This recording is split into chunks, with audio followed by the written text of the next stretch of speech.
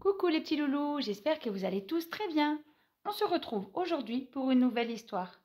Cric-crac, mon histoire commence. Azuro, le dragon bleu.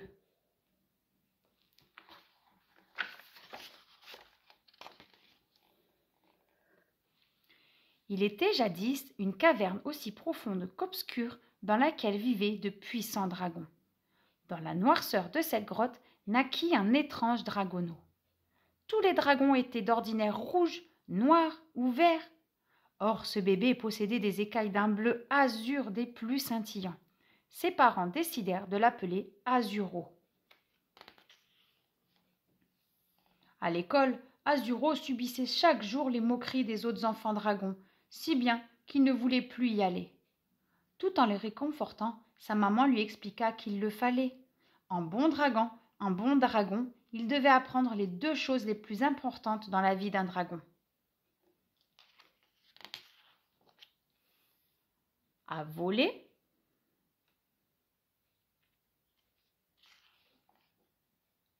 Il était primordial pour tout dragonneau d'apprendre à maîtriser ses ailes et à se diriger grâce à sa queue.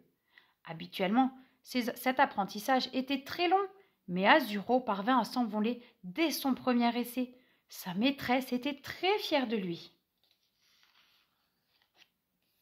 Ensuite, il devait apprendre à cracher du feu.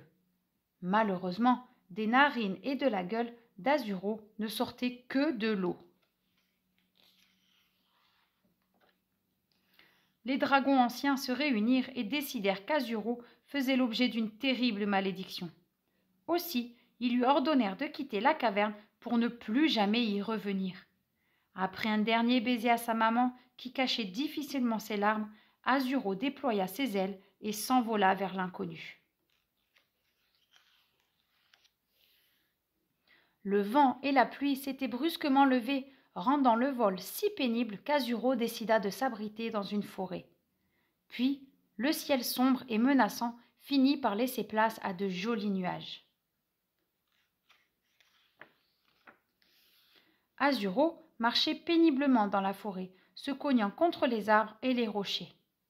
Lorsqu'il arriva à la lisière du bois, il découvrit un village.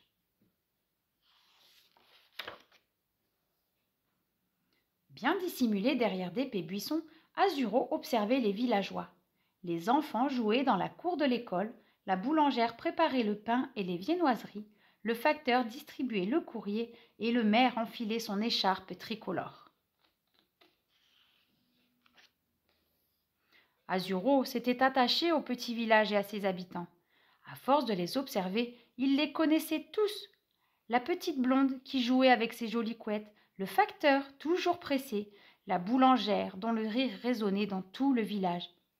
Mais il ne s'approchait jamais d'eux parce qu'il savait que les hommes avaient une peur bleue des dragons. Un matin, Azuro fut réveillé par une odeur familière. Il leva la tête et vit une épaisse fumée noire qui s'élevait jusqu'au ciel. Il prit son envol et découvrit avec horreur que le village était prisonnier des flammes. Les villageois furent saisis d'effroi lorsqu'ils virent Azuro tournoyer au-dessus d'eux. Persuadés que c'était lui qui avait mis le feu à leur maison, ils commencèrent par s'enfuir en hurlant.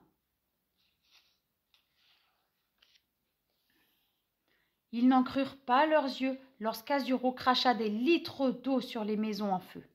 Une fois l'incendie éteint, le dragonneau voulut rejoindre la forêt pour s'y cacher. Mais épuisé, il s'écroula de tout son long à l'entrée du village. Il était désormais à la merci des villageois qui avaient commencé à l'encercler.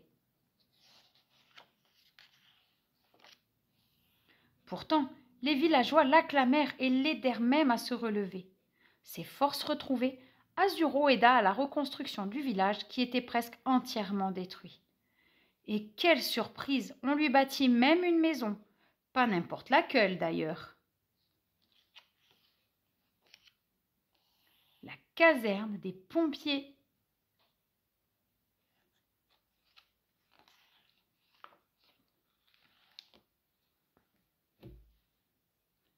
Cric-crac, mon histoire est terminée. Si tu as aimé cette histoire, laisse-moi un petit pouce bleu. Et si tu veux savoir quand une nouvelle vidéo est disponible, demande à un adulte si tu peux t'abonner. À bientôt les petits loulous, bye bye!